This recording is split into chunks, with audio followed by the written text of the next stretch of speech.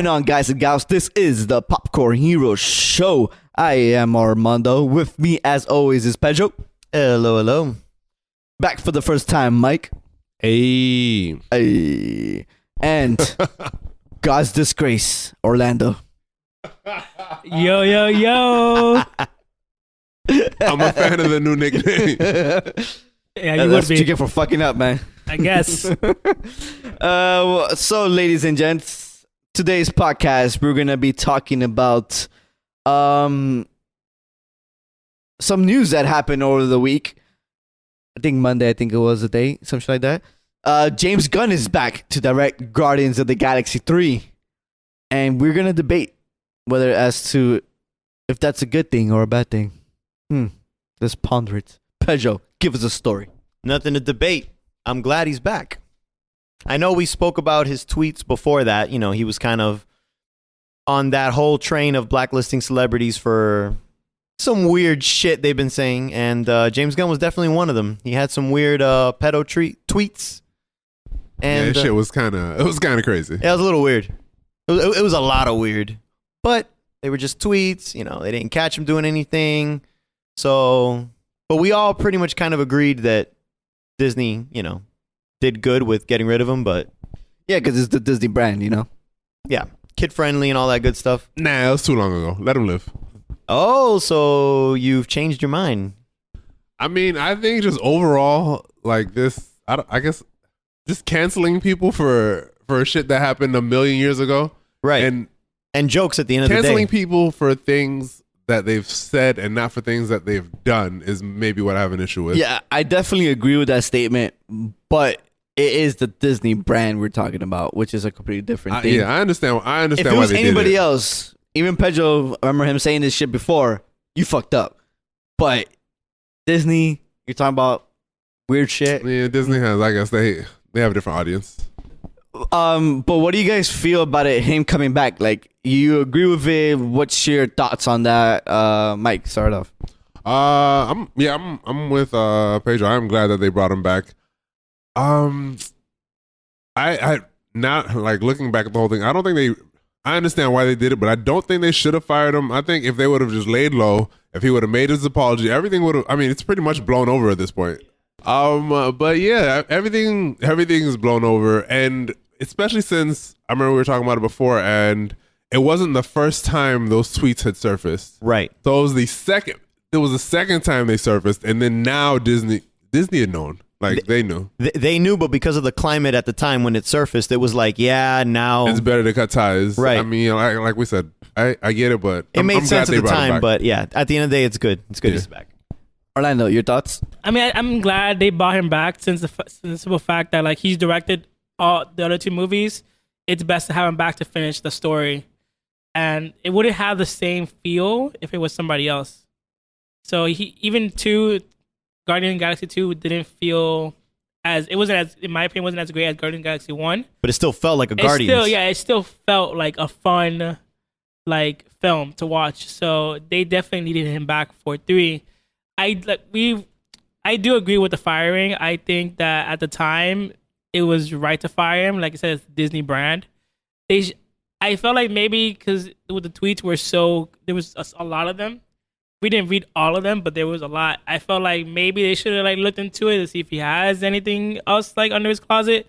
They didn't. They didn't need to. But I just thought like the amount of it, like if he did come out of it, let's say something else happened where it came out that he was a pedophile, it's not like we would be shocked. You know, I'm like, oh well, these tweets are all there. It's like in your face kind of thing. Yeah, the evidence was there. Yeah, from the get go. But I'm glad he's back. I'm wondering how it's gonna be now because he's also directing Suicide Squad 2. Yeah. So I guess like scheduling wise, From what I understood, Suicide Squad 2 or the Suicide Squad as it's going to be called now because it's a full-blown reboot now. They say that that's his priority. So that's going to be the first one. Okay. And then he'll get back to Guardians 3. So Guardians 3 was going to be the first of Phase 4. Now it's pretty much going to be like probably the last. The middle to last. It makes sense which anyway. is perfectly fine because it's always been very standalone. And Disney has enough movies already. Marvel has enough movies already probably like saved up to like, okay, we don't need to release this now. We can literally do exactly. anything else. I think the main reason I think why he's back was because he actually didn't. A lot of people when they get ousted, they kind of go out kicking and screaming. Like they just get on a Twitter rant, they start bitching and raving, or like going crazy, apologizing, or just like digging the hole deeper. Right. He just totally, completely unplugged. Didn't say a fucking thing. The only thing he said was, I think somebody actually interviewed him, was the apology, pretty much saying that that he doesn't agree with their firing, but he respects Disney's power to do it. That's Right. more or less how he worded it. He was very humble about Yeah, it. exactly. So he's like, fuck it. I'm just going to stay quiet. And then if I'm going to speak to them, I'm going to speak to them, behind closed doors, and then we'll figure it out from there. Right. And he didn't say anything. And that's the way you do it. That's the right way. That's the right way to do it. Usually what happens is when you start going on Twitter and start doing the apology, people comment and then you have to like respond to them, and then you're 20 threads into like your apology. It's kind of what happened to Kevin Hart. We're gonna talk about that. All right, Because well then. that's part of the other part of our podcast. Okay. So essentially, James Gunn apologized, admitted what he said was fucked up, apologized, and disappeared and went into the night, and then WB picked him up and whatnot. It is cool that he is back to take charge of his franchise that made him a big name to begin with. There had been rumors that he actually never left, that Disney only did that to show face, but behind doors he was always there. So, if that's true, that's kind of crazy that, like, if let's say they kept that all in the hush, well, essentially they kicked them out because they had to, because they were trying to finish that deal with Fox. So they couldn't have any, controversy ruining that amazing deal that were getting done or whatever. But if you think about it, let's say for hypothetically speaking that it is true, right, that they never quote unquote fired him. They always had him in the back pocket. Like, let's wait until this blows over. Let's wait until we close the deal, and then you could come back. Which is coincidentally, the deal closed today, or is closing. It closed today, or is closing tomorrow. The Fox deal. So the biggest coincidence that he comes back the beginning of the week, Monday, and then the Disney deal closes the next day. So it's kind of like, the conspiracy theorists are racking their brains around this right I now. mean, it makes sense. I'm really not mad at them lying to everybody and still having him on their side. But the craziest part is, let's say that is true, right? Let's say Disney actually did have him in his back pocket this whole time. He signed a deal with WB, even though he had a deal with Disney, which is the craziest part. He had to stay in deep cover. I mean, It's crazy, And I can only imagine though, like, I mean, I don't know how close all of these producers and movie people are, like the execs, because imagine like Disney's like, hey, listen, you're gonna get fired. Like, imagine that meeting. We're gonna fire you right quick. We're gonna throw you out on the bus, like, and everyone's gonna know about like that you're fired. You might not be able to find work, but give us a year and we'll get you back in. Like, It's possible. unless like I said, like, But he found work quick. He WB did. signed him up like a But- month after he got but fired. imagine if he didn't though. Like I said, unless everyone in Hollywood is in on it. Like, everyone knows, like, hey, listen, we're gonna fire James Gunn, pick him up. Don't worry about it. We just need to like keep this on the down low for like this deal. Imagine if it wasn't like that. With the amount of snitches in Hollywood, I don't see that. If it is, the conspiracy is true, it was only a few very, very select people. Very, very few and select. It wasn't white. It wasn't, like the heads of the heads would have to have thought of that, because I don't see that being like common knowledge amongst the entire, branch of all the Disney that had that same thought. No, I don't think so. And again, he took the fucking DC deal at the end of the day. They've kept plenty of Hollywood secrets secret that hundreds and hundreds of people have known about, that's only recently been coming out about everybody. So I'm pretty sure they just could've done think about that. the Harvey Weinstein. Exactly. It's the biggest example. Everyone fucking knew, but nobody ever said anything about it. Touche.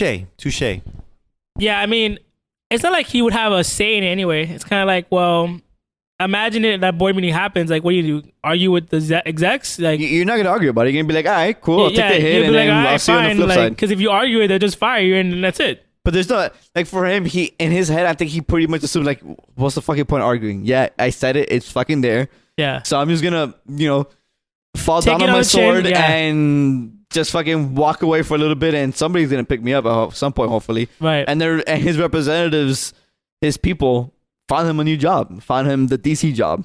Right. You know, DC was like, yo, fuck, this guy is exactly what we need for Suicide Squad. You know, to reboot it or whatever, to bring it back, to make it better or whatever. He made Guardians something out of nothing. Imagine what he could do with Suicide Squad, which is about the same thing. And it could be potentially a rated R movie. And he could be as wild as he wants to be. He has no restrictions. So, like, the DC deal favors him much more than the Disney deal ever will. Because it literally sets him loose. Like, do whatever the fuck you want. Be as crazy and wild as you want to be. Because you know what? We could deal with it and we could do it. But see, that's DC. why I feel like Disney jumped the gun with the whole firing thing, because DC picked him up right after. There was absolutely zero backlash. Yeah. Nobody complained. It wasn't an issue at all. Nah. Like, cool, he got a new job. Exactly. Nice. So for him to be removed from quote unquote removed Yeah. for the bullshit comments from years ago, not bullshit, but the comments from years Yeah. ago didn't make any sense. But again, it's like we've been saying, it's Disney. Yeah. It's the Also, brand. like hindsight's 2020. Like we didn't know how that was gonna actually fall like amongst like the audience, like the people. Like obviously people are gonna be diehard Disney fans and also James Gunn fans. They're gonna want him back, but we did like who knew how the public was gonna see him after all this, you know? Yeah. Because I remember when it came out, like he was getting like it was in almost every article, and every article had the old tweets. And so Everybody. I was like, oh, I could if you would have told me, oh, he's done, I'd have been like, yeah, he's fucking done. Yeah. You know, essentially. I would have believed it, like that he would be gone out of the spotlight at least for like a year or two. Yeah, I thought the same. I was like, man, he's gonna be done for at least a while, like a year at the minimum. Right. So I'm pretty surprised that he's back. I mean, when I remember I showed Armando the article, I'm like, look at this. I'm like, that can't be real. That can't be real. And then all of a sudden, it started popping up on other news articles, and Yeah. we were like, oh shit, It was it's fucking everywhere. legit. And so like as a But company, if you think never, about it, he wasn't really gone. He had the DC deal. The only thing is he was low key. Like he never went away. Like it's not like he didn't have work for a year. He got a job as soon as he left. right. But So what like he disappeared as in like I'm gonna stay away from Twitter. I'm not gonna do interviews. I'm not gonna be in the limelight. yeah. But I'm gonna be making deals in the back. And he did make a deal in the back. He got DC and now Right. he's prepping to make that. But imagine So like he didn't it, disappear essentially. right. But what I'm saying is that we didn't know how. I at the time, no one knew how the public was going to react to it. Granted, the public reacted fondly. They wanted him back, and there was petitions, and the whole cast wanted him back. But at the time, imagine it like, let's say once like we did like as for Disney, I could see them like, hey, listen, we need to do this to cover ourselves, but we don't know what tomorrow is going to be like or the next day, and we are working on this deal with Fox, so you gotta go. Like we just can't have another day to figure out what's going to happen. Right. So I understand why they did it, you know. That makes sense. Yeah, and like I said, like we at the time we didn't know. I literally thought that he wasn't gonna come back. I didn't think so. I don't know. I just feel like we're in a society where we're quick to cancel anybody for anything, and it's Yeah. that initial reaction. Okay, everyone's posting the article. At this point, it's clickbait. You post it, someone's gonna look to see what you have to say on this issue or whatnot. But I don't think, in a lot of these situations, I don't think it really represents what people are actually feeling. Because a bunch of bullshit people comment once they see something, they don't really care. They don't know what's going on. They don't even bother to actually read what happened, what he said, how long ago this was. They just react to the moment. Exactly. They'll just read the headline and go, what? And they go by that instead of actually reading what exactly happened. Yeah. Exactly. That They have no always is like interest that. in the movies or his career. They don't care what happens after they've Yeah. commented on what they Or saw. how long ago it was, or who he is right now in this moment. Do you think it's like mostly the vocal minority who blew this out of proportion? I think That the essentially- internet, is made up of the vocal minority. And in situations like that, I definitely think it's the vocal minority. I mean, when it comes to that, like the comment section and stuff like that, I think the majority of people do not spend their time on like Twitter, constantly like going into Twitter feuds and like spewing out like fire them. I think most people literally check their phone every couple hours to see what's the news or what's going on, maybe comment here and there, but they don't really get into this like whole vocal Nah, dude, minority of fire. the majority of people are on their phone all the fucking time. Yeah, we're on They we're on don't- our phone, but we're passively scrolling through. Sure. We're not commenting like, oh, fire them or something like that. No one has time for that kind of shit, dude. Dude, if you're on Twitter and you're an active Twitter user, you're fucking reading everything. You don't have time for Yeah, that, you but don't. you're not the majority at all. Yeah, Orlando, you don't even have time to watch a fucking show all the way. Got him. So you guys think it's the majority who was throwing him under the bus and saying like, people in general, people who have time to like do that? Do you think that's the majority or the minority? All right, so I think it's the minority of people who blow it out of proportions. Exactly. But they're the majority of people commenting on fucking Twitter they are the and social majority media. when it comes to online presence, right? The most level-headed people are not that. They're not out there saying all this crap, and they don't talk that much, essentially. Yeah, unfortunately, the loudest ones are the ones heard, not necessarily, you know, the majority of people. Right. That's what I meant. So that's what sucks. You know what I'm saying? Like, Yeah. like we're having a level-headed conversation about this, but I bet you none of us are out online, like, oh, you know, saying those level-headed conversations in the ether of the internet. We don't do that because we don't give a fuck. But there are people out there who fucking care so passionately about not being offended or offending people or this and that, and like that minority become the vocal majority because they're so fucking loud out there, you know? Right. And that's kind of what brings all this down. And then people who have the power to write articles about these things are writing about the article not level-headedly in a manner. They're trying to bring people down. And I think sometimes some articles, some articles for sure.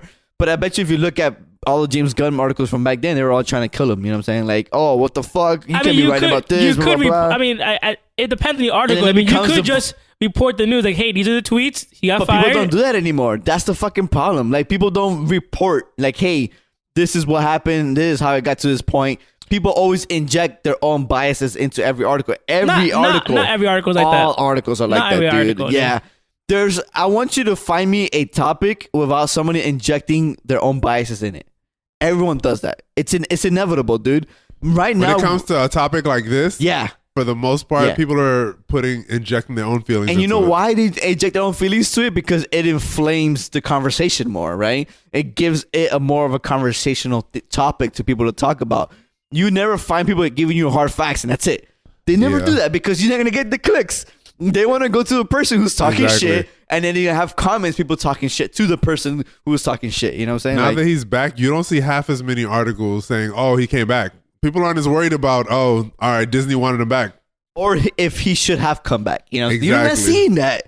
But when it fucking happened, everybody was giving you an article about an opinion about whether it should or shouldn't happen, but nobody's talking about it where he shouldn't have come back. And that's the fucking problem. Like, nobody's conversating. Everyone's giving you the facts. This time around, everyone's giving you facts. Yeah. Like, oh, James Gunn came back after a year gone or whatever because of his insensitive tweets.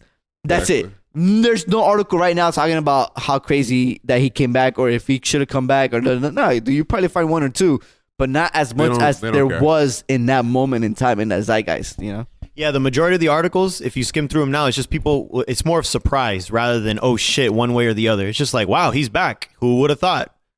Because of these tweets. But hey, he's back and that's it. And he's doing Suicide Squad too. That's what every article is saying.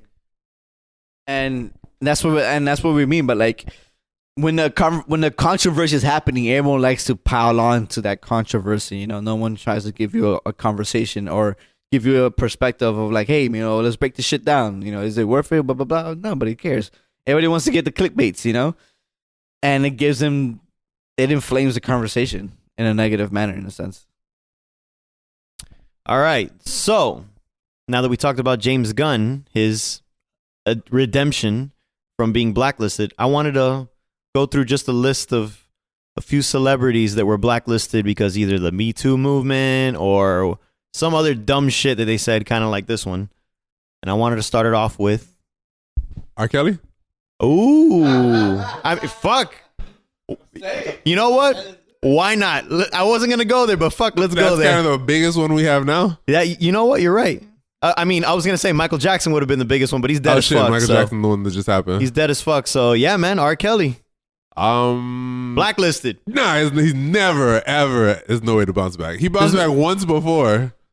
He's blacklisted now, dude. Fuck damn sure he's blacklisted now. Yeah, I think before he got arrested and they I think he got arrested back then.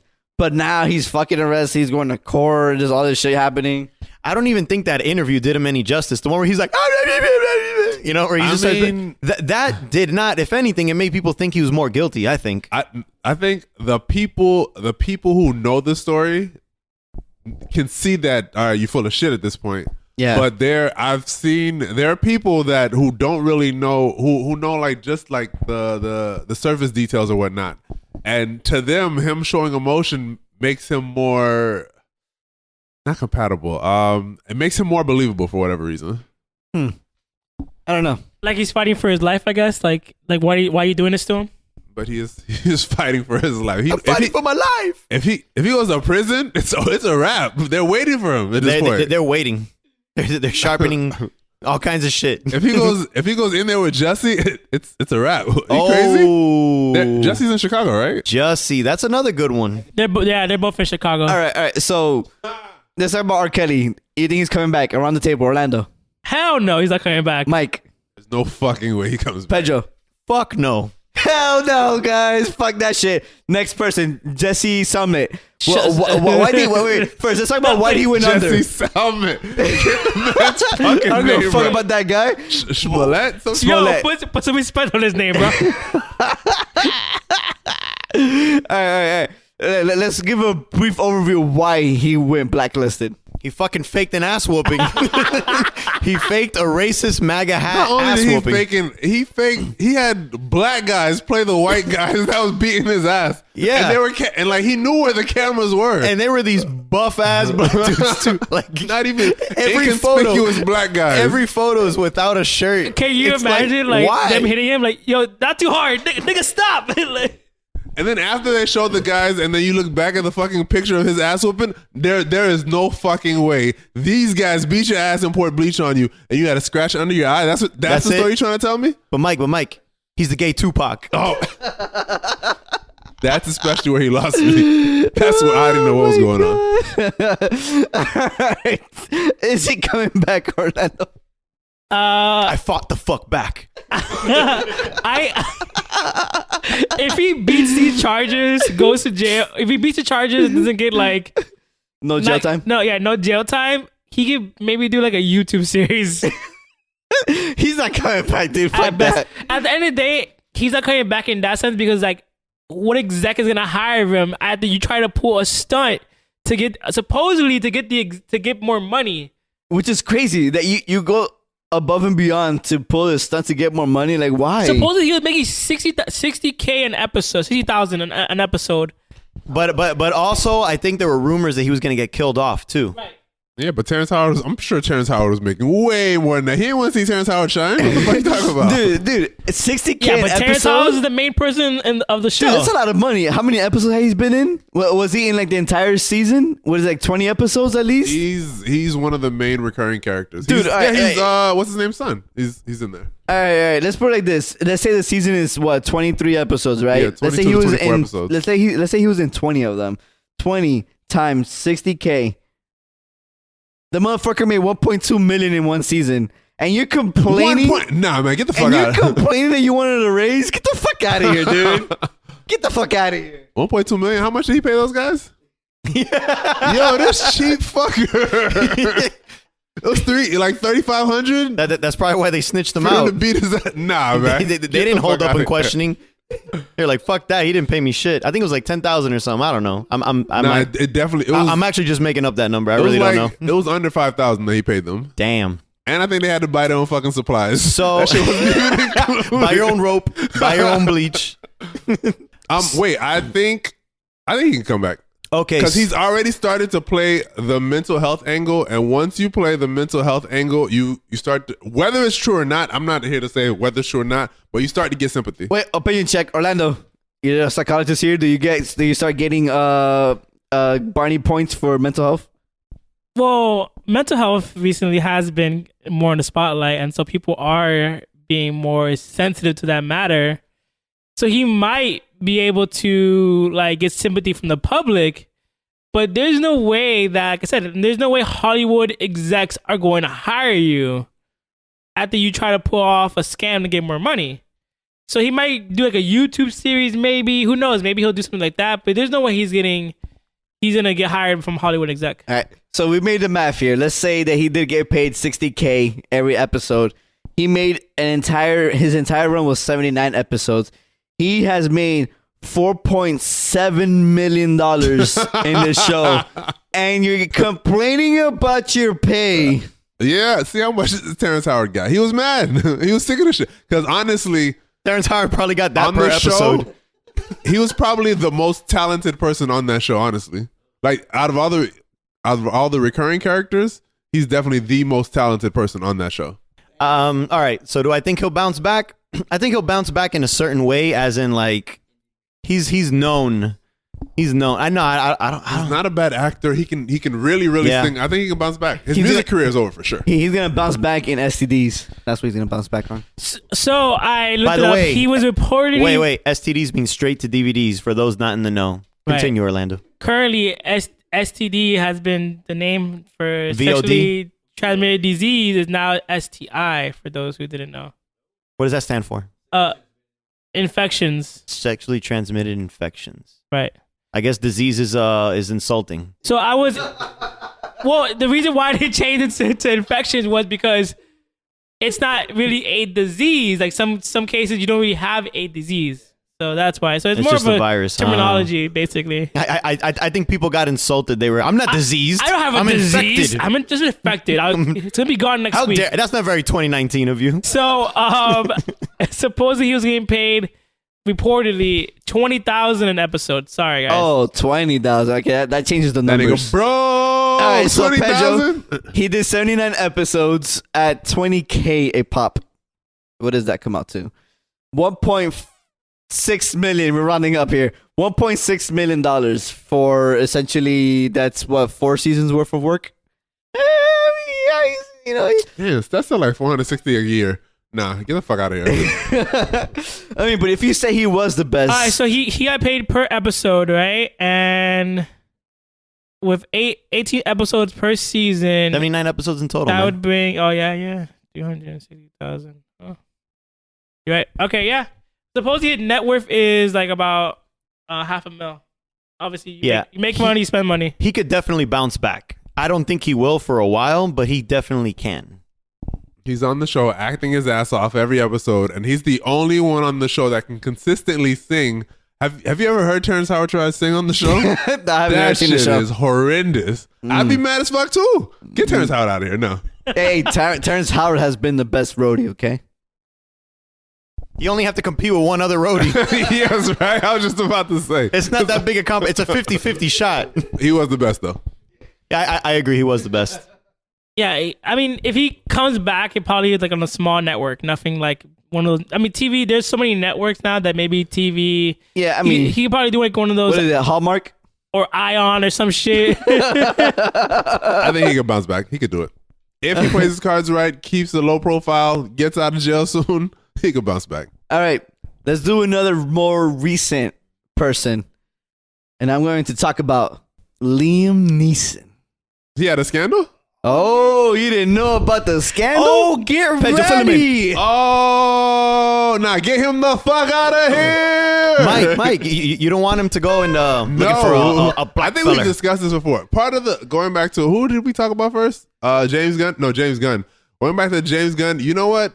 That shit doesn't bother me because I've never had an issue with pedophilia in my life. So Yeah. when people make jokes, it doesn't affect me. I don't remember a traumatic time in my childhood. But when you start with the black jokes, get Liam Neeson the fuck out. But here's the here. thing, Liam Neeson, it wasn't even a joke. He was out there really trying to kill. He was actually really trying to kill someone. I wish he would have found somebody to beat his ass. I really wish he thought Taken was real life and found some random black guy to beat the shit out of him.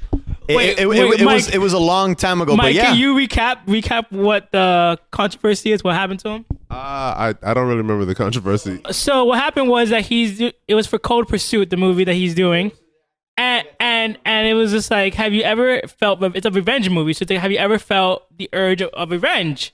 And he was saying, well, when I was younger, like in his 20s in Scotland, he had a friend who got raped. No, it was a friend. It was a friend. A very close friend to him got raped. And when he was like, who, do you remember the person? And she was like, no, I just remember that he was black. Liam Neeson, wanting to avenge his friend, right. took a a machete or an axe. No. I forgot what it was right now. What kind of survival game is this? He took a weapon onto the streets. Yeah, he did. I just can't remember what it was. He took a machete or an axe or it wasn't or a anything that bat. crazy. Where did he get the axe from? I'm confused. This isn't a movie. This is real life. Yeah, we'll get back to that one. I don't remember But what it was. then he went prowling the streets looking for, hoping to run into a black guy. He is pretty what much, said. he pretty much said that he was hoping that any black dude would start trouble with him so that he can, kill him. And everyone was like, "Oh, oh, you racist? Got okay." it. But I'm sure he can bounce back. I'm sure he can bounce back too. But again, it's like you said, this doesn't hit home. I mean, the pedophilia one doesn't hit home to you because you didn't. Obviously, you guys are black, so it hits home for you guys. So it's gonna hit you a hell of a lot harder. Never watching another Liam Neeson movie. I hope he's never in anything again in his life. I'm trying to I hope think. he runs into a black guy on the street. What if he's in a movie with Will Smith? So, Will wouldn't do us like that. so it's one of those things where this wasn't really something that anyone dug up. You know, he admitted it. You know, he wasn't like he was sorry about it. He was actually saying this is a terrible time. Like no one dug it up. No one like pressed him about it. It was like, hey, you ever felt revenge? He could have just said any random story, but he was like, honestly, like truthfully, there was this terrible thing I did. And there's this terrible thing I thought and everything. And so, honestly, I think he'll come back. He'll come back. It really hasn't been in the public. Like people haven't talked about it in a long time. I mean, it was just because it was a slow news week, so that shit was all over the place. But the fact that he was open about it, like, hey, I had these terrible racist thoughts, and I wanted to commit. And I took a walk, and then I was no longer racist. So Get he the said, fuck out of here. He said it was a kosh, which is essentially a thick, heavy stick. Essentially, that's what it translates to. Oh, okay. No. I mean, all right. So wait. So do you think that once a racist, forever a racist? 99% of the time. Haven't you seen Green Book? This is 40. This is The Oscar winner, Best Picture, Green Book. This is 40 years ago. I've never met a racist at one point in life and then ran into that racist at a later point in life. So I can't 100% give you an answer. To be fair, But I I've guess also never met a person that stopped being a racist. Look, man. So, hot take right here, kids. If in a sense, your person who you're really close to gets raped, you're gonna go crazy. And the frame of mind that you're in, dude, if your sister were to get raped right now, you go crazy, Mike. What's going on right now? I'm just telling you right now. I'm just telling you straight up. But I don't know what you're talking about. And if that were to right happen now. to my sister, I'll go crazy too. Are we still on the podcast? Is it recording? Of course I would care. I'd go out in the streets looking for the first black guy I could find to attack him, apparently. Look, beyond the point, like he was back then, I guess they didn't give a fuck about that shit. Like race-wise, right? Especially in Ireland of all places, which is I don't know how it is over there. But if you think about it, in a terrible frame of mind, he was in a revenge mode. And if that were to happen to you, you would probably do not maybe like the race thing, but you will actually try to go find somebody about that nature. A lot of times when you're in an emotional state, it shows who you really are. For sure. So if you think about it, that was a personal thing that he went through. Some people are not even saying like, hey, that was quote unquote brave of you to even mention that shit. You know what I'm saying? Like, no one in their right mind will ever fucking say that shit out loud. You know what I'm saying? Like, that's one of the things you keep to your own thoughts and you take it down to the grave. But it's crazy that he mentioned that. Like, I find it curious that nobody decided to unpack that. Well, thing I mean, I was listening and went straight to the racism. Essentially, I was listening to Trevor Noah speak about it, and he was saying how it was like brave for him to admit it. At the end of the day, though, you know, we can't say what each of us would do in those situations because those are such crazy situations that everyone has a different reaction to those things. At the end of the day, that's I consider that reaction like overboard. It's just too far. Like it's too far gone. Especially when she told you this. It's not like you probably did that immediately. Maybe a couple hours later or the next day. Like what the fuck, man? Like go home, take a cold shower, relax. Like let it pass over. But what he did was racist. He did something racist at that moment. He is racist, and that's one of the things that, at least what I saw from the interviews, is that he was trying to justify saying like, "Oh, I'm not a racist. Maybe you're not a racist now, but 20 years ago, you for damn sure were, you know, and you were about to commit a terrible act. I mean, if he did that, he probably would never have a career." But I also feel like people are glazing over the fact that he's like, yeah, this was a fucking terrible thought I had. Like, everyone was saying, oh, everyone's going straight to his racism, but no one's saying like, yo, he admits that he had a terrible thought. He had a terrible thought process, and his coping mechanisms was fucking terrible. Right. But no one talks about that. Everyone talks about the racism of that. Like we talked about earlier, that's what gets clicks. Well, also, it's, you know, a lot of, I was listening to an interview with the psychologist. He was talking about this. He wrote a book called Evil, and it's about basically how a lot of murders and like domestic violence come from people you know, right? They on the hands of people you know, and it was pretty much the summary was that anybody could commit these heinous acts. Like we all are capable of doing terrible that things. temporary insanity or just rage. Yeah, we all have that. We are capable of committing terrible things, and so it's not like just, you know, like 1 in a million. It can happen to any of us. And at that, now bringing it back to Liam Neeson, he obviously had a moment like that where he snapped, you know, and so for a whole week. Yeah, that's the thing though. That's why I said he said every day for multiple days. I don't remember how many days he said. Looking for a black bastard. Looking for a black his description. bastard. Yeah. So you think he's no longer racist? You think his racism is over with? If that's his description of the person he was looking for. He's talking about how he felt in that moment. To still use that kind of terminology, you haven't really. I don't feel like you've learned. I mean, it's 40 years ago, and in my opinion, I think he probably, for him to admit it, to him to be like, hey, listen, I did this terrible thing, you might, in my personal opinion, I would think that you're comfortable enough with who you are now and how you feel about yourself with black people, with other races, with other like minority groups, to you to admit that must say that you're okay with who you are. And as for the public, we're all gonna judge on different beliefs, you know. Or maybe you just don't understand you're a fucking racist. Maybe that's what it is. Maybe to you it seems okay, and you didn't think that anyone else would react as badly or as much as they did to what you said. But the thing is, though, when he first said it, he did admit this. He's like, I did this terrible thing. He kind of set it up like, hey, I'm about to drop some shit on you. He goes, there's a dark time in my life. I did some, and then bam, then he starts to start. So he set it up for like, prepare for this fucking crazy shit. Right. It's not like he's just like, I remember that the back in the day, he used to fuck black people up all the time. Nah, he dropped it knowing that, hey, I'm going to say some shit. It might have some consequences, but I'm going to be real.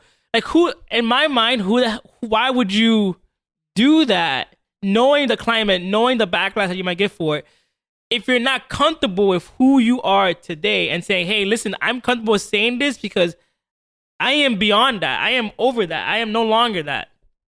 Maybe A, you don't fully understand the climate, and B, you're promoting a movie.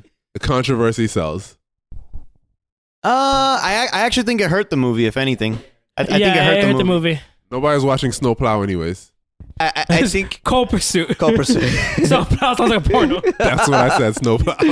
I think he just said it in a set. He was just being honest, and he was honest. Yeah, fucking the wrong moment and wrong time. I do think that it's a learning. It's a learning lesson for all of us. Kind of like I said, we're all capable of racism. We're all capable of having evil thoughts. And I do think we're all capable of overcoming those thoughts, overcoming that behavior, and being better. So at the end of the day, I feel like society. I mean, no one's talking about this anymore. So I do feel like society, for the most part, is taking that in and is at least learn from it. Yeah, for sure. To keep your dark thoughts to yourself, man. Essentially, to fucking mention it in the interview. Yeah, he really should have kept that to himself. He really should have. But I don't think, honestly, his feelings or his mind state that day was an isolated incident. I think that was a part of his personality. So you don't think in 40 years, so you think that mindset is still in him? to this day. To a certain degree. Maybe he doesn't go around looking for black bastards every day, but to a certain, maybe he doesn't even realize to the extent, maybe he doesn't even realize his mindset, like what it actually is. But I don't think he's changed all that much. I mean, I feel like people can change, you know? Yeah, but Especially if it's been so long. Like, it's one of those things that we can't answer, honestly. Yeah, we can't. We don't know this we don't know person. him. But but it's one of those things where like I think people have different mind frames and mindsets in generations as they come, right? Some people, let's say fucking 20 years ago, 30 years ago, 20 years ago, essentially, people highly disagreed with gay people. And they're like, oh, I don't want that shit in my life. I don't want to know anybody about that. And now people are more open to that. So people who had those thoughts and feelings are not like that anymore. Because they're like, oh, like, why was I like that? Why did I feel that way? And it leads in a perfect segue into Kevin Hart. Kevin Hart did a lot of homophobic tweets, essentially. So all his homophobic tweets, he had backlash for it when he was announced as the Oscar host. And people brought back all those old tweets, all those old jokes he did in his stand-up. Free Kevin Hart. So there, you essentially right now agree that a person can change their thoughts and opinions on a subject matter. Again, this is going back to the James Gunn. There's a difference between saying some shit, especially if you're a comedian, and going out trying to kill a black person for something that it didn't even matter if they'd done the thing you were upset about. So you're telling me that, like, in a sense, if he had those thoughts back then, he wasn't a homophobe. And he couldn't change in the last 15 years, 10 years, and be like, you know what? Why was I against homophobia back then? It's fucking, I don't care about two guys fucking each other, being together. Like, that's not my life. It doesn't matter to me.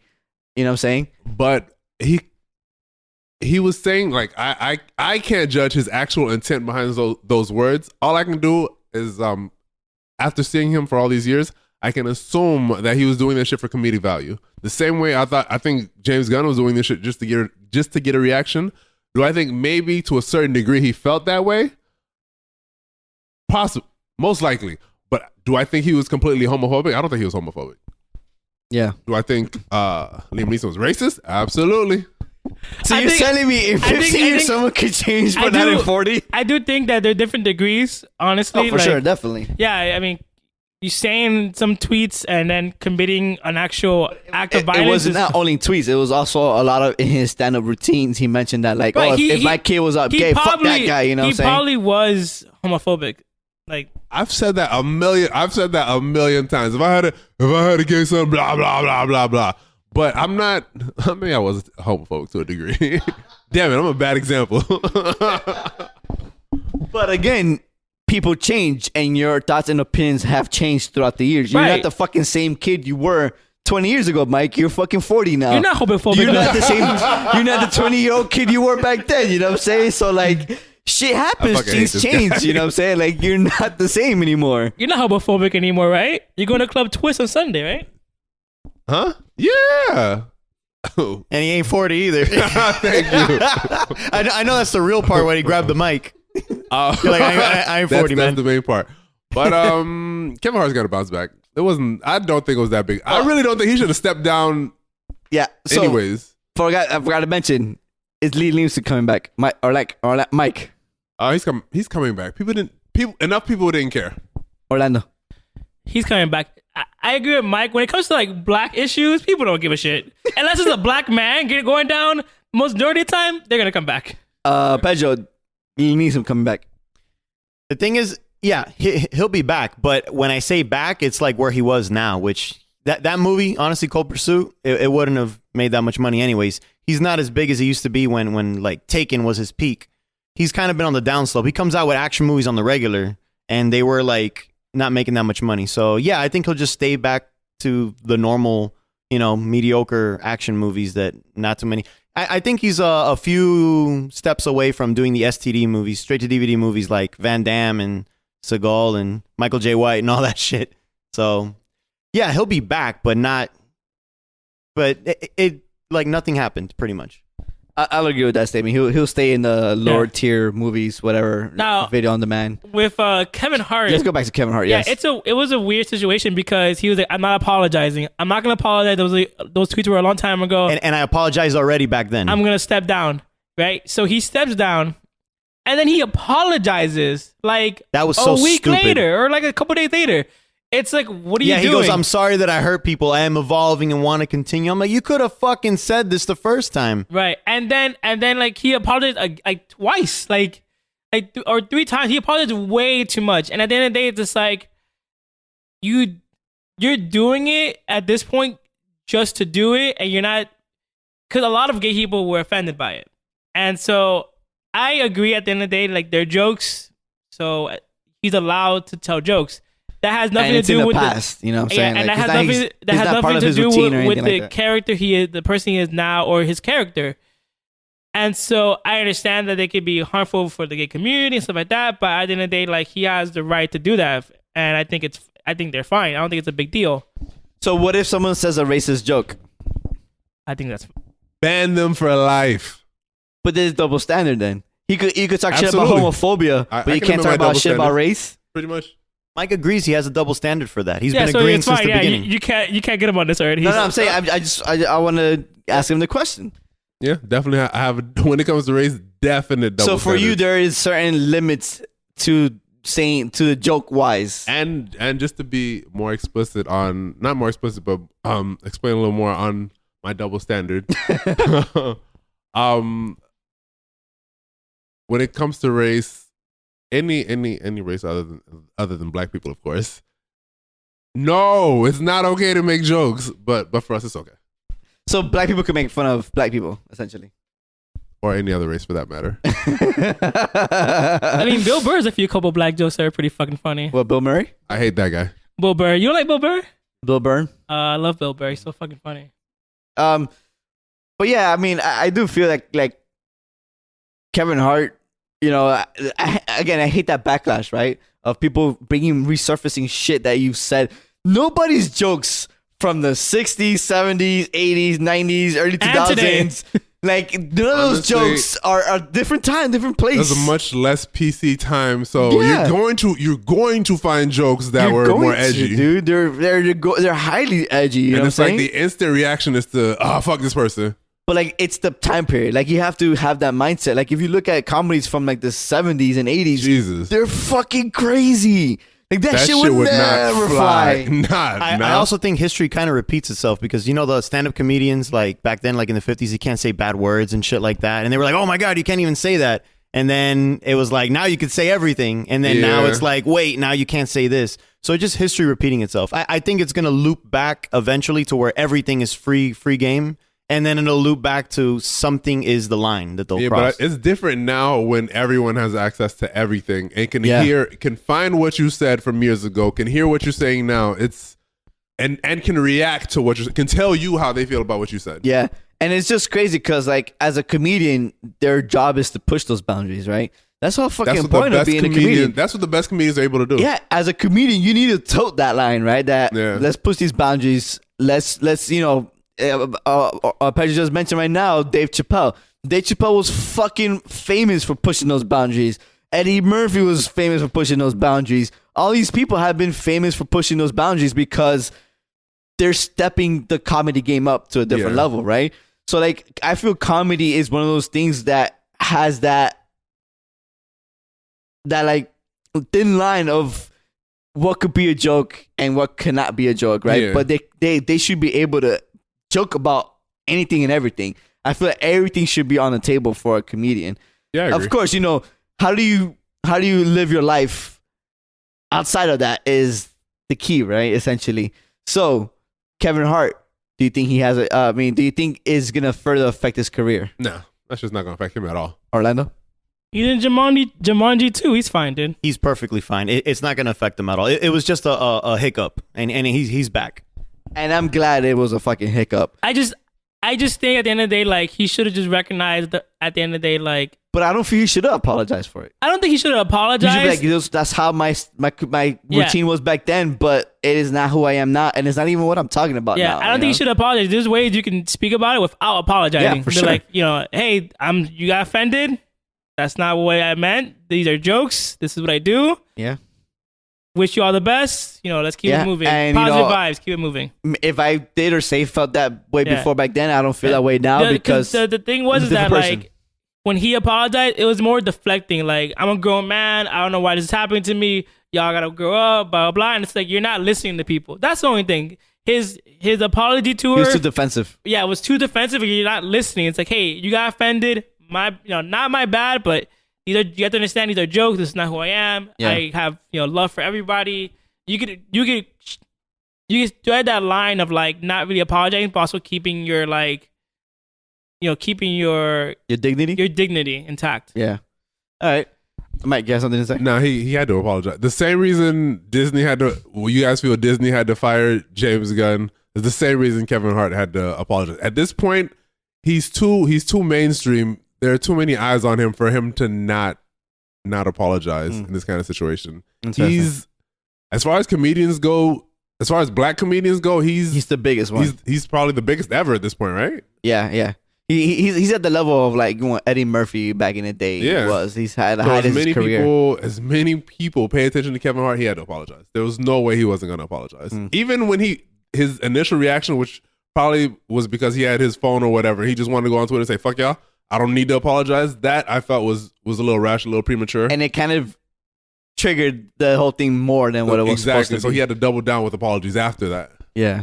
I guess Yeah, so. that's what he fucked up on. Where he was just like, He was super defensive. he's like, y'all, I'm a grown man. How y'all get offended over 20 years of jokes, blah, blah. So what I do, it's just like, you're not listening. And then I guess after a while, he started listening and he started apologizing. He And he didn't go the James Gunn route. Yeah. Just shut the fuck up. You gotta just shut up, shut man. the Yeah. fuck up. That's all you gotta do, and let it pass. I think one of the best things to do is when it comes to these apology tours that men are doing now, mostly men, is you stay humble, apologize at first, admit fault when you can, and then try to show that you're doing better and you're different. and that you're different. I think. Well, now maybe before we jump on to somebody else, someone who did have a good apology tour, the creator from Rick and Morty, Dan Harmon. So I don't know if you guys know this, but when he worked for Community, he had a writer, Okay. and she accused him of not sexual assault, but like sexual harassment, sexual advances, and he apologized. He admitted what happened, and then he apologized, and he actually had her on his podcast to talk about it. Oh shit. So basically, like, And he went in on yeah, it. he was making advances to her, like, hey, like we should go out to eat, we should do this, blah blah blah. I like your work, you should get a bonus. And she was like, look, I don't know how this is making me feel uncomfortable because I don't want to go out with you, but also you're my boss, and if we go out together, like it's just gonna feel weird. And then if you telling me I'm doing a good job, are you telling me that because you want to sleep with me, or are you telling me that because you like my work? Like I can't work for you like under these conditions. And he felt like, what the fuck? I love you. We've been working together for X amount of years. Kind of like playing that nice guy role. Like, I'm so nice. Why aren't you fucking me? Yeah. Kind of vibe. And he admitted to all that. Like, he admitted like, hey, I thought if I acted like this, I could get this out of you. I could be this to you. And I'm sorry for that. And they had a big discussion about it. A big like, hey, like, how did this make you feel? Okay, I'm sorry that made you feel this way. This is what I was thinking. How can I be better? And they had a huge discussion on that. That's and awesome. That's one of those things where he first wrote an article about it, then he had it on the podcast to talk about it, where he admitted to everything. Like, I messed up. This is what my process, my thought process was. I didn't know. For you, it meant this. Let's talk about it. And that to me it hasn't really got highlighted in public space. And that's crazy, right? So Yeah. maybe he did all the right moves that kind of dissipated his situation, right? Was this pre-Me Too movement? I think it was during Me Too, like after Me Too. Right after, right? Maybe like a year after Me Too.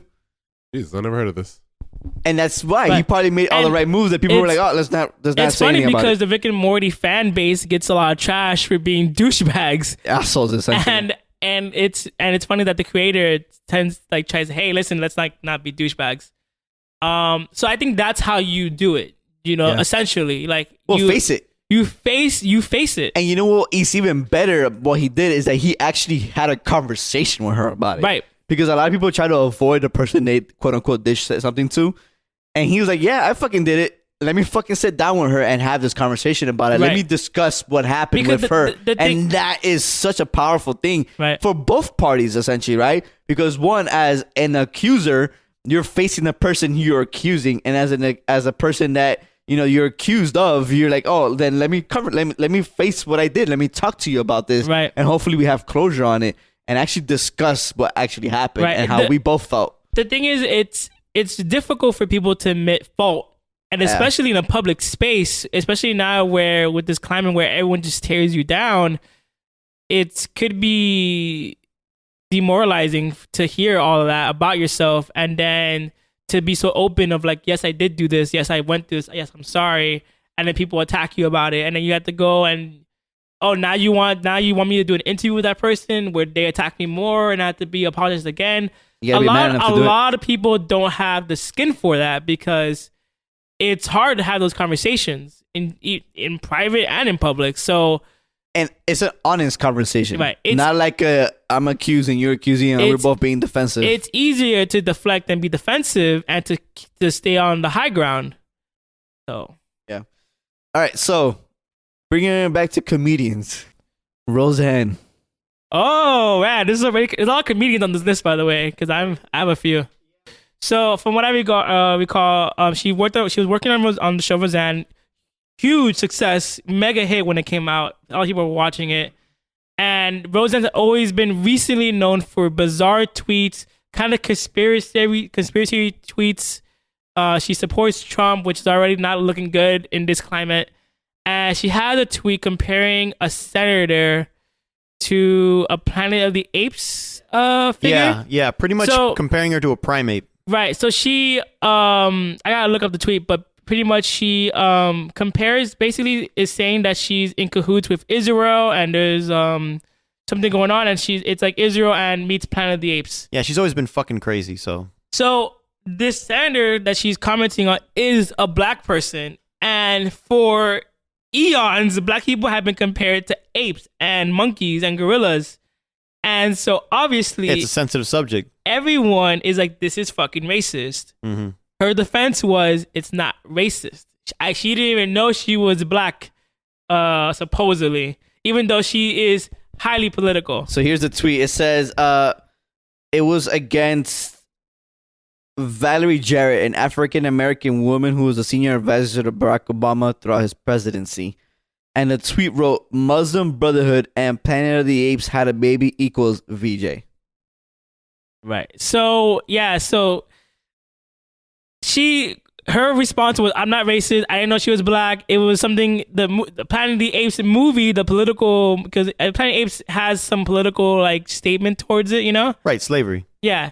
And so she was just like, oh, this is not about that. It's what about the movie represents and what's happening in Muslim. So that's what I'm talking about. And then people are like, no, dude, like, even if you're an idiot for even mentioning apes along with a black person. Absolutely.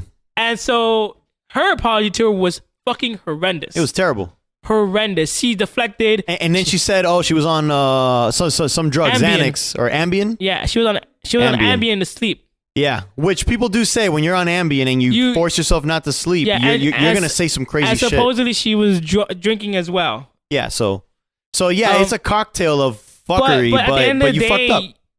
At the end of the day, if I'm drunk and I hit somebody or I make a move on somebody or I do something stupid, I have to pay for those consequences. I have to Right. pay for like the repercussions of my actions.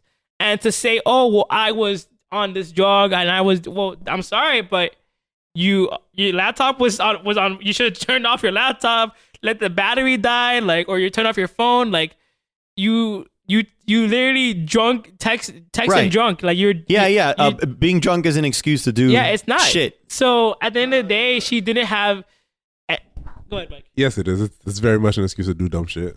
Only when you send that are you up? Are you up text? That's the only reason you can do that. Now you just send the eye emojis now. Oh shit! I did not know. What emojis? The eyes looking to the side. Yeah, just send the eye emojis. No more. What's up? No more eggplant emoji. Interesting. Kids today. Not the eggplant emoji. No, man, In not this the eggplant climate, one. you crazy. In this climate. Amando's I know looking up the eyes right now. So yeah, she had a whole apology tour and it went terrible. She lashed out at reporters. She even has a one famous like reporter scene where she literally yells out, "I didn't know she was fucking black," or "I didn't know she was black." It's just like, yo, chill the fuck out. And a lot of people defended her. Monique defended her, saying that if it wasn't for Roseanne, she would never have gotten the Monique show. That Monique was at her side, that Roseanne was at her side through her issues as well. So some people defended her. She had an interview with Joe Rogan like maybe a few months ago. Everyone does. And I thought it was fucking... That's how you know you're at the bottom of the barrel. Yeah, I mean... Joe Rogan is not bottom of the barrel, man. No, Joe Rogan right now, like... But people usually go there to get their side of the story. Well, because he allows people to speak. Exactly. But my thing, at least, I like Joe Rogan. I like Joe Rogan, but at times I'm just like, nah, fuck this dude.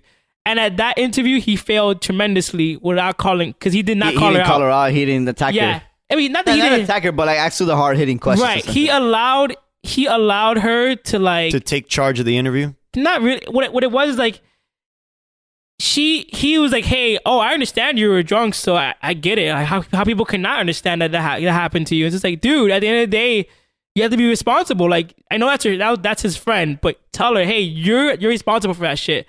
And at the end of that interview, they were talking about something, and it was one of those things where she took something the wrong way of a certain like political issue, and he was like, don't you see the similarities, how people are taking things the wrong way and making it seem like it's bigger than what it's not? And she's like, no, this is different, this is blah blah blah. It's like he kind of called her out on it, but not really. And it's like, yo, you could have literally said, hey, I'm sorry, but yo, this is kind of racist. How do you not see this is racist? Let's talk about it, and blah blah blah. But he allowed her to talk about like she had a lot of mental issues growing up. She was, she had like head injuries and she forgets things and she's old. I don't know. It was kind of allowing her to be like, to play victim to all of this. But it's like, you have to be responsible. Even if you didn't know what you said was racist, at the end of the day, you have to realize, at the end of the day, when you do something and you don't realize it offends people, you have to at least sit back and analyze, okay, why does it offend you? And do you have, even if you don't have merit, find out like, okay, why does it offend you? And if you can at least not backpedal, but find common ground in that. Like, oh, okay, I understand why this offends you. My bad, But instead nowadays people just deflect. And it's like, oh, well, I didn't mean that. You got offended. That's not my fault. And it's like, you're not listening to the people then. You're not listening to the public. And at the end of the day, actors most of the time make their money from the public. So you should listen to what they got to say. Mike? She's racist. Get the fuck out of here. What else is there to say? Yeah, I think she's racist. She's done, in my opinion. She's done. She's absolutely done. They redid the show without her, right? Yeah, they redid the show without her, but apparently it has lower ratings than the initial show had. Funny thing though, on that podcast, she is doing comedy tour and she is having people come to shows. But at the end of the day, we're also in a climate where people bash on you so hard, but people also support you so hard because you will bash on you. Yeah. So you have like those angry white Trump supporters that would literally hold you on a pedestal and keep you alive, afloat, just so you don't drown in. Of course, there's always an audience for every side. Yeah. So. But will she bounce back? No, not in the spotlight. Not spotlight. Yeah, I mean, you can even, like we were talking about, you can even see that with Trump now. Like everybody, his strong supporters are his strong supporters, and they're quote unquote propping him up essentially. So you still see that even now. Of course. We have a few more. Let's do a quick rundown. So OJ Simpson. OJ Simpson never came back. Dude, get the fuck out of here. He did come back. He bounced back. No, he didn't, dude. That He nigga was out never here bounced back. until he started robbing people in Vegas. He bounced back. Man, Cuba Gooding Jr. playing as you is not bouncing back. His story is everywhere. If anything, Cuba Gooding Jr. bounced back because of him. But then I think he also did something stupid and he kind of dropped down again. He got drunk and didn't win Yeah, he on a bounced back the tirade. first time, and then I think he He's a kidnapped fucking somebody. idiot, dude. It's one of those things where people do a lot of these like stupid shit. I'm like, why? Oh, I have a good one for you. James Franco. What James Franco did? He was racist? Get Nah, him the he wasn't oh, racist. okay. Nah, I'm trying to remember exactly how it went, but James Franco's being a creeper trying to hit on like underage girls. And I don't know how underage, 16, 17, something like that. He was like pretty much, you know. How old was he at the time? This was like a few years ago. Oh shit! Yeah, this is him like now. And the crazy part is that like the girls will say, "Hey, I'm 16." And like, oh, okay, so nobody has to know. Don't worry about it. Huh? And James he'll Franco? he'll keep hitting on them. So that was his controversy that kind of brought him down. And this happened during the whole disaster artist that type of thing. Yeah, he won for disaster artist on the Golden Globes, and in the day after, all this shit started coming out, and everyone was like, "Oh shit!" And that's why he got completely blackballed out of the Oscars. His movie and him and everything was completely kicked out of the Oscars. They were like, "Yo, that's some weird pedo shit." He was being a creep. James Franco? James fucking Franco, Oh, man. shit. He can come back. He's fine, dude. 5 women accused him of inappropriate and sexually Yeah, exploitative I think behavior. I look it up amount to make sure. I think because he also is a teacher for NYU or Yes. some New York school. It's an acting school in LA. And so he had a sex scene that was pretty forced upon, and not forced upon, but obviously it's like a sex scene where a girl has to like do a few things, and he was very forceful with her. I understand it's acting, but she thought it was a little bit too far. So that's probably one of the accusers from what I'm aware of. So he had that on-set issues with actresses, with weird shit like that he was going too far, or like he was being, too sexually over whatever. And then he had, the underage girls also through like text and direct message on Instagram. On Instagram. I do think that he'd be fine because no one's talking about it anymore. Well, he hasn't done anything He's since in that Deuce, controversy. He's in Deuce season 2. He is, but that's And also HBO. and HBO said that they were gonna allow him back. But it was he was already, he had a contract for the Deuce. He was a big part of season 1 Deuce, but season 2, and I think season 3, he kind of like they drifted him apart, and they made the actress, what's her name? Maggie Gyllenhaal. Maggie Gyllenhaal, the main actress, when it was actually Supposed to be James Franco. As far as marketing material, he was completely non-existent from it. Because I remember seeing trailers for it, and I'm like, isn't James Franco still? Did they kill him off? And then I looked it up, I'm like, oh no, he's still in it. But they stayed away from him. Right. Completely. I think he'll be fine. Honestly, I think. I think it'll pass. Yeah, like, I think it'll pass. It hasn't got picked up again. So, but I can already see he's been doing some weird. Like he did some weird indie film that like didn't hit anywhere. And he he did always another. does weird indie films, though. Yeah. He's known for doing weird ass But indie wasn't films. that filmed before the controversy, and it became an indie film because of the controversy? I think so. Yeah, I think that sounds about right. And then the Buster Scruggs movie, he was in it, but that movie took years to make, so that doesn't count. Yeah, he's out of it, but yeah, he could bounce back. I don't know if he will bounce back past indie scene, but he can, I think.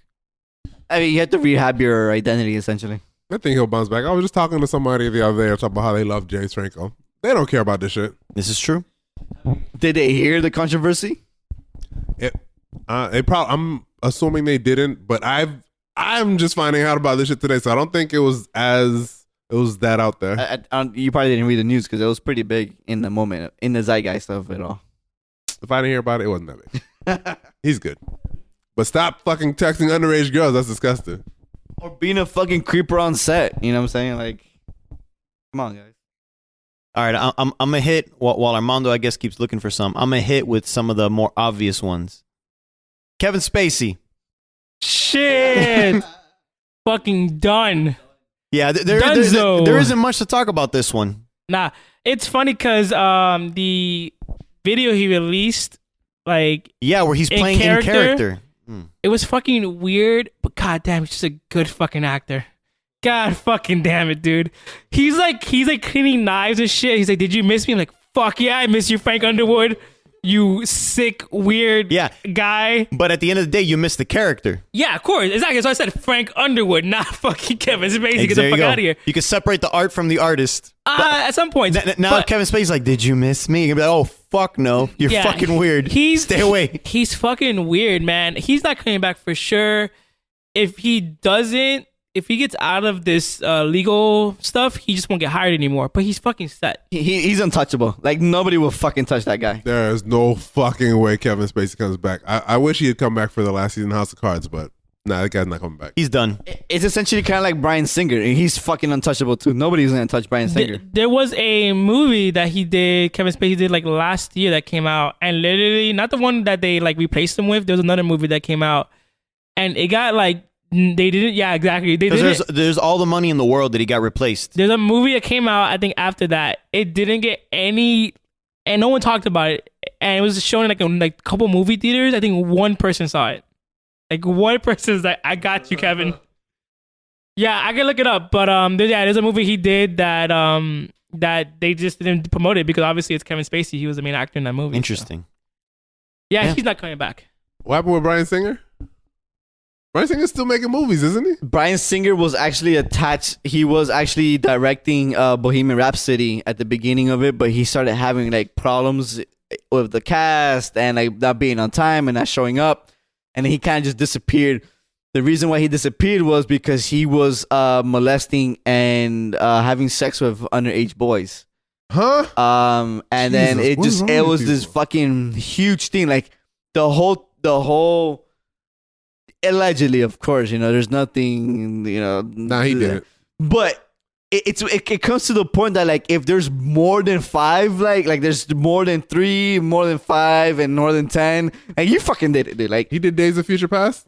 yes, He did that shit, man. I can tell. Yeah, That is disgusting. and then he did Apocalypse, was terrible too.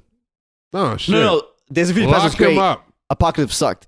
But again, it comes down Nah, to they like both suck. he First did a lot Class. of fucking crazy shit with underage boys, and it kind of like he's been doing it for years, and it's been this known thing for years. Even Rami Malek, because he was in Bohemian Rhapsody, even he said that he's fucking weird. So, and I want to say that he said that he kind of like tried some shit with him too. And Rami Malek is already kind of weird as it is. Yeah. So like he fucking he's not coming back. His allegations are too many and they're too crazy, and he's not coming back. Thing is, these allegations have been jumping around for a long time. Like, there's always been whispers and rumors about him.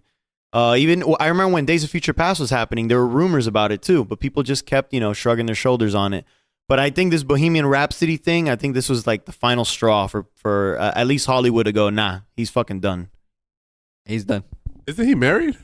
No, Oh, he's never been married. That's the sign, bro. Kevin Spacey was not married at all. I'm like, fucking creeper. Yeah, so the movie I was talking about where Kevin Spacey, last movie he came out with after the allegations was Billionaire Boys Club.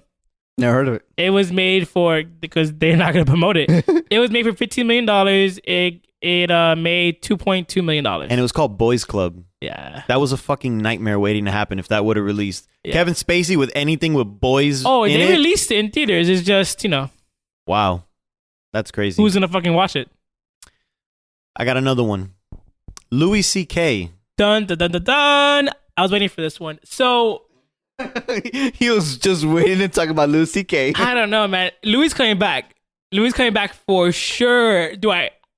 But Not in the mainstream popularity he had, Oh. but maybe as just a comedian. no, Yes, a exactly. comedian, like but a that's all that stand-up matters. career. That's what matters to him because he mainly That is what matters to him. yeah his spotlight is comedy. At the end of the day, even if he's not writing comedy or having things on TV, his moneymaker is comedy. So like if people come to see you, you're set in that sense. Really quickly, recap what was up with Louis C.K.'s blacklisting. So he was accused of masturbating in front of women. Like I think Of his two- assistants and stuff like that? two other comedians actually. Two comedians came up and they were like, "Hey, he masturbated in front of me," And that was also he masturbated on a phone call with somebody. Right. That they were on the phone and he started masturbating and the person was listening to him masturbating shit. Right. Apparently it was known within like Hang up the fucking phone. Jesus Christ. That's what I'm saying. What world are we living in? They're like, oh, he Nah, molested me nigga, I through the gotta phone. go. Do your shit. Call me back. Also, I agree, Mike. If I'm on the phone with somebody and I hear you masturbating, I'm like, all right, I'm gonna hang up right now. I'm not even gonna talk to you. I'm not even telling you like, what the fuck are you doing, man? He's doing something weird shit. I'm gonna hang up on this motherfucker. Also, like he also, it was known within the circle of the comedians that he liked to do that type of shit, like masturbating in front of people. Sarah still admitted, well, she said that he would ask, hey, is it cool if I masturbate? She'd be like, yeah, sure, whip it out, bro. I don't care, Louis. And they've been friends for fucking years, so Right. like he would masturbate in front of her, and she didn't give a shit. But he also masturbated into a plant when he was talking to some other girl too, some shit like that. Wasn't the plant They have Harvey places Weinstein for people though? like that. You don't have to. I actually think the plant was Harvey Weinstein, but tomato, right? But there are places you can go that people would be happy to let you do that, especially with all that money. Why do you have to do it with the people that don't want it? That's true. I don't Yeah. think he's gonna come back though. He'll be back. He'll bounce back. It's fucking weird, but I don't think it crosses the point of no return. You know, because there's that line where you're like, damn, you crossed it, but you can cross back. so And then there's the one where you cross and you're like, yo, fuck that. I don't think he's at the fuck that stage. So what he did, I think he started off right, and then just he admitted to the allegations. He said that this has happened. Right. He admitted it right off the bat, Right. which surprised everybody. He wrote an article about it, basically like, yeah, I did do this. I used my power against these women to put them in these situations. Yeah, he doesn't really apologize to them. He just admits that I used my power for like my benefit only and to humiliate these women. Yeah. So he does that. He goes ghost. He, as any comedian does, starts doing pop-up shows and works out his comedic routine. And articles start popping up that he's back. People are fucking pissed that he's like doing comedy.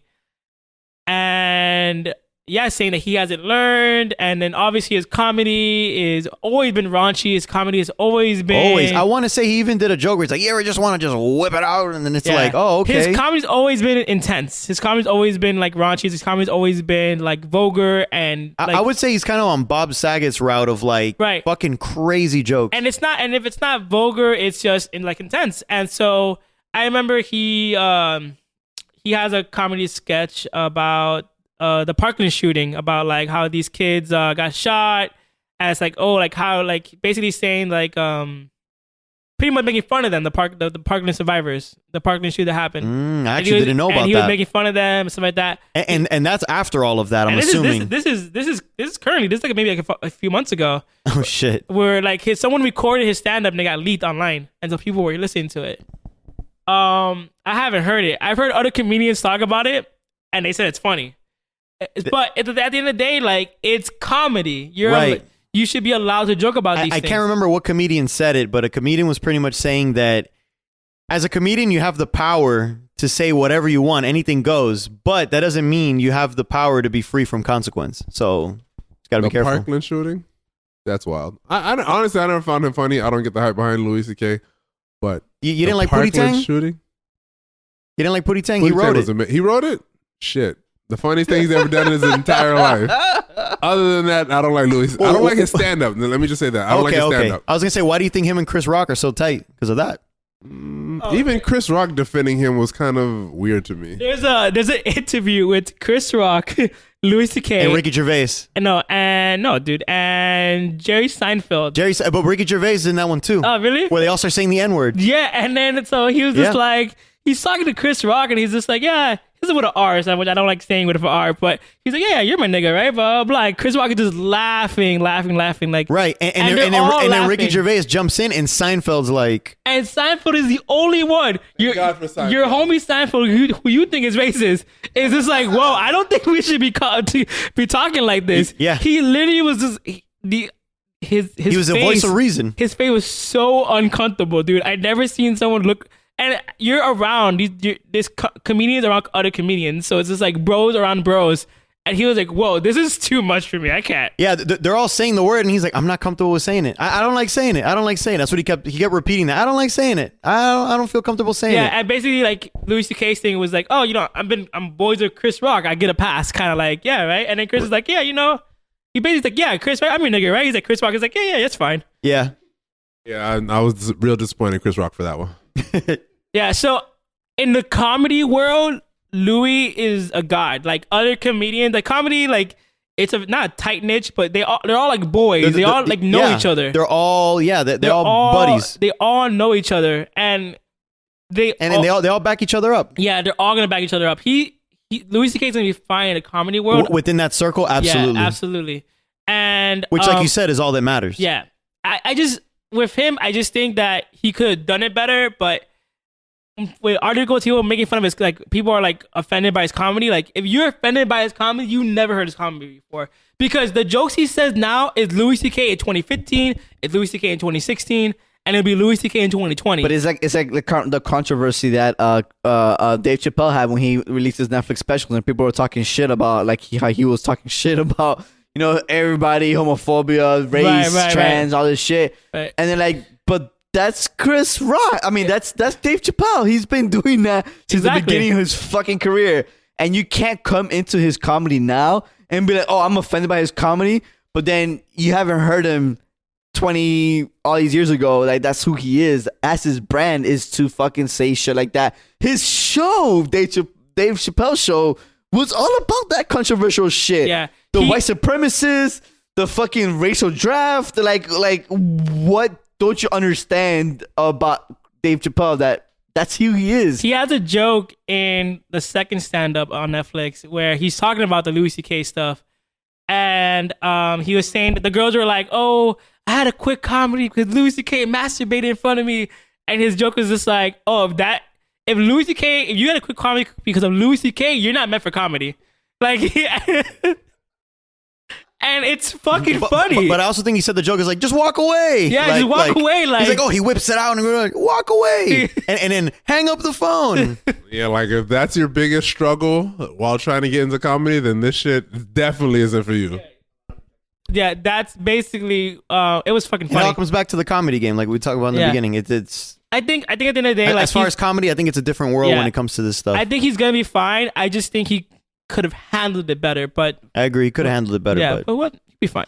How did he not handle it better? He just literally disappeared. He apologized and he was ghosted himself. Well, like I said, he didn't really apologize. He admit what he did, and then there's ways you can do it. Like I said, you can. He didn't pull a Dan Harmon. Right, you can do and speak about the errors of your ways. It's kind of like you're like, you know what? I'm gonna go. Fuck it, I need money. Let me start working and get some money. That's basically what happened. It was kind of like he took a hit on his bank account. It was like, all right, let's get back in there.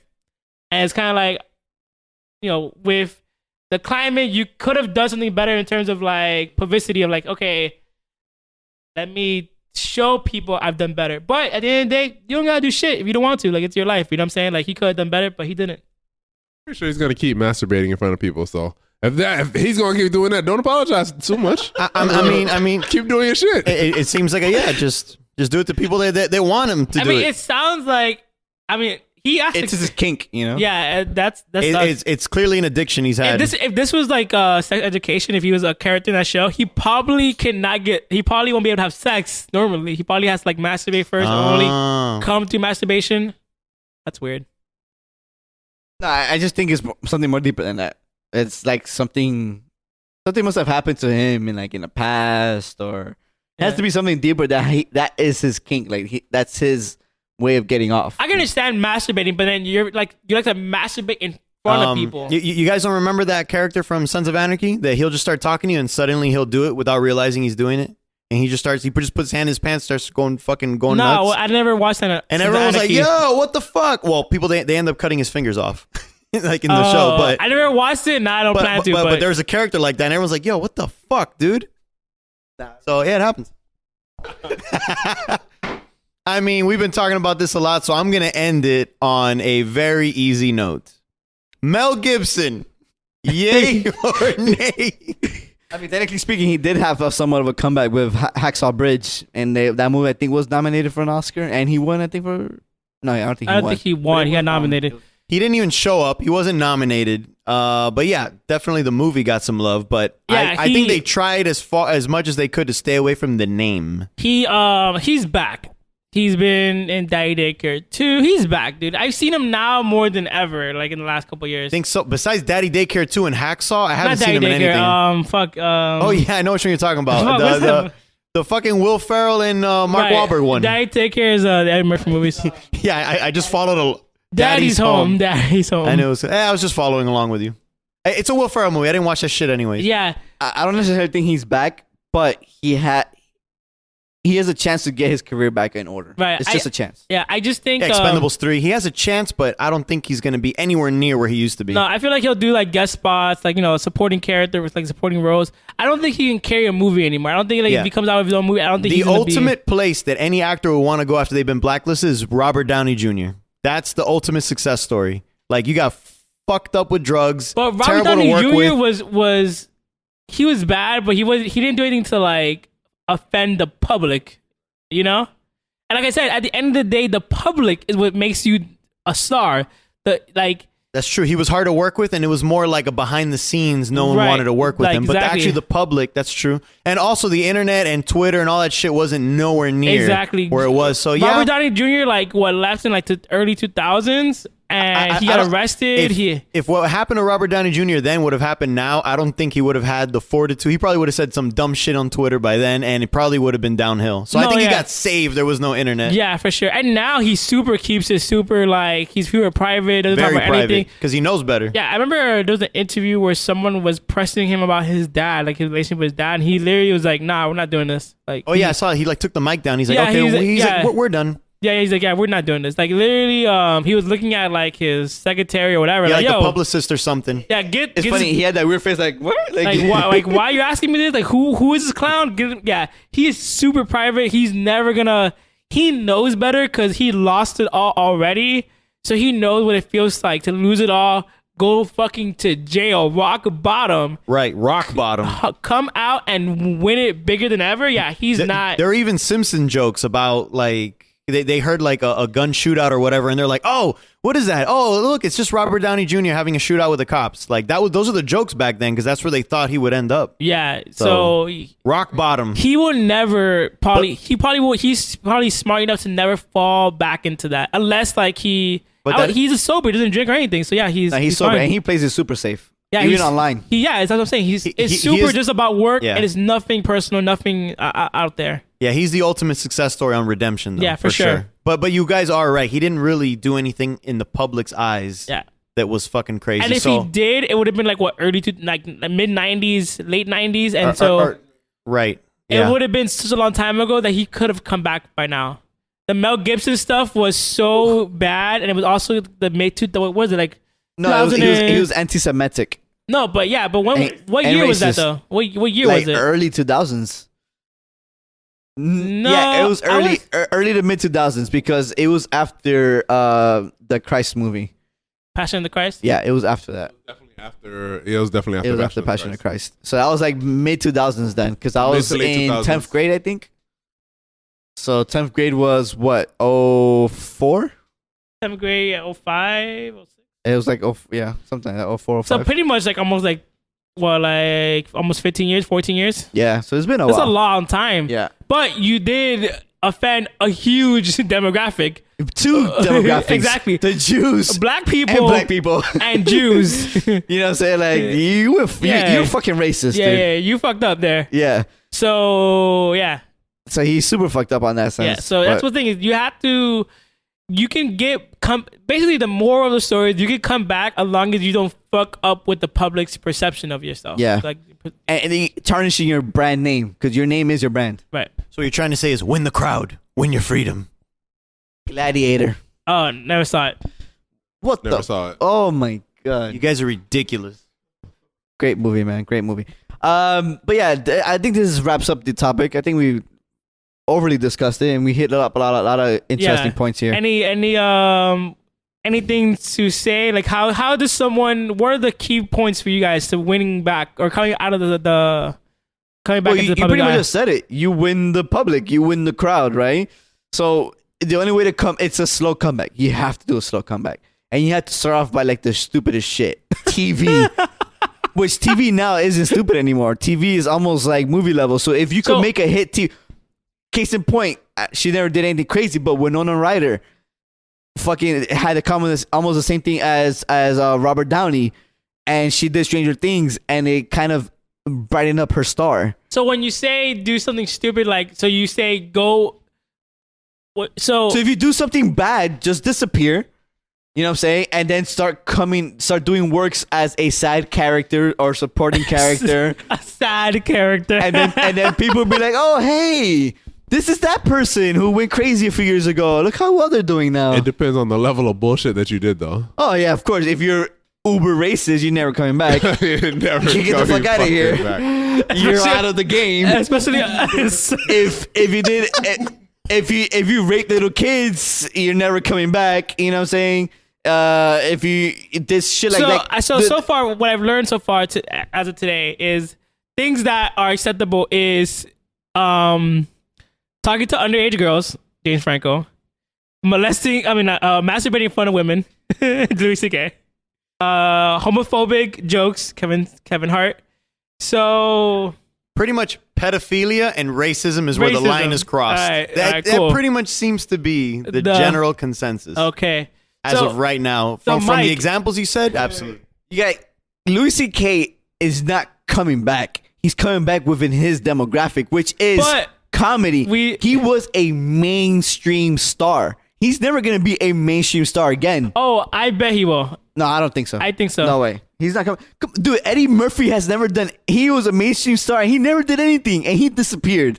But Eddie Murphy made shitty. The thing is, you know what I'm saying? Like, Eddie Murphy just made shit stuff. Like he did. People still love Eddie Murphy. But he was a mainstream star. People love Eddie Murphy. People are never going to bash Eddie Murphy. He's literally a comedy king with only having 2 fucking specials. He's fucking he's 2 a specials king in comedy. He's not a king in mainstream. But it's because he did shit crap. He did shit crap. But that's, again, you lose a star that way too. So what I'm saying is that these people are probably gonna come back. Like, again, Louis C.K. is probably gonna come back, but he's not coming back mainstream. He's coming back as in the comedy scene, in a comedy world. He's never coming back to what he used to be at his height when he was in fucking everything. I think as long as the content is good, content is, to a certain extent, content is what matters. If his content is good, I think he can bounce back. Yeah. Especially what he can do is he can write something, not star in it, write something. Have it be fucking funny as fuck. Write a movie. Have it have like small little text. Co-writer Louis C.K. or not even like consultant Louis C.K. Just very, very tiny. Have it be a big success. Honestly, and he'll slowly wait. I don't think he's ever gonna come back. I think he'll come back within his comedy field, but never in the mainstream eye. I do. So okay, so Mike, how do you think that, what is the road to redemption in your eyes? How can someone come back from being blacklisted? Same shit Armando was saying. First off, apologize, bow gracefully. But I think disappear. Yeah, this definitely disappear. Don't start arguing with random ass people on Twitter. But yeah, bounce back, do little shit here and there, not be racist. No, if you're racist, you can still bounce back if you're racist. Fuck. I don't know, man. This period in time, I don't know. Because a lot of people who have been ousted right now are because of racism. Who's been ousted for being racist? Roseanne Barr. We just talked about it. She's not coming back. Damn, she was pretty right. You know what I'm saying? Yeah, you're right. To a certain extent. Mel Gibson still hasn't really recovered. He was super racist. If he was just racist, he would have recovered. But because of the whole Jew thing as well, they got him the fuck out of here. Yeah, double jeopardy. You might be right, because there is the stereotype that the Jews rule Hollywood, and if you piss that off, your road to Hollywood is pretty fucked. By that definition, Hollywood is changing, and a lot of the old Jews are getting out now. A lot of Jews. So, but they ain't letting black people in. But that gives the opportunity for the black people to get in. But you're telling me there is a chance for him to come back. Nah, he was also beating his wife. A chance. Nah, man, he was beating his wife. He was racist. There was too much shit going on in that rant. He was a clusterfuck. Yeah, nah, he definitely is coming back. And like I said, I think that when it comes to black people are not really that sensitive to that matter. So with racism, especially if it's the black people, you can bounce back. Roseanne Barr fucked up because literally her apology tour was fucking ridiculous. You know, Liam Neeson, he's bouncing back. He'll be just fine. So it depends on the level of racism and at who you're targeting to. You know, attack Jews, you're fucked. Attack black people, attack maybe three of them together, like Asians, blacks, and Hispanics, you're probably fucked. I don't know, dude. Look at Mark Wahlberg, bro. He beat up. He actually back in like the 80s or early 90s. He beat up a Filipino dude, left him blind. Said some racist ass shit to him. I think it was a Vietnamese guy. A Vietnamese guy. And Mark Wahlberg is literally one of the highest paid stars right now. You can do a lot of good. You can do racist shit. Hey, in fact, you can probably. But again, that's back in the day. That was in the 80s. But still, think about it. If that were to happen, if that were to happen right now, he's fucking dead. He's dead to the world. But think about it like this though. He did that shit, right? And was fine, right? And he's still fine. But we're talking about this time period is different, though. Right. Like, but that's what I'm trying to say about Liam Neeson at least, because Liam Neeson didn't punch anybody or hit anybody. He was going to, but it gets that far. But the thing is that Liam Neeson, he's a popular actor, but he's not a star. The difference is also it's not something. The scandal is current, but what the actual issue isn't current. If he was out this week looking for a black guy to kill, I think he'd be canceled. But because it happened 20 years ago, he was racist. Yeah. I think that was also a saving grace. 40 years ago, when everybody was racist, he was racist. Everybody was racist 40 years ago. Right. He's literally like in Scotland 40 years ago. They don't have that many black people back there. They probably never seen black people. Like, what the? Get the fuck out of here, man. Yeah. Like, who is this guy? He pretty much was looking for a black bastard 20 years ago. I'll allow it.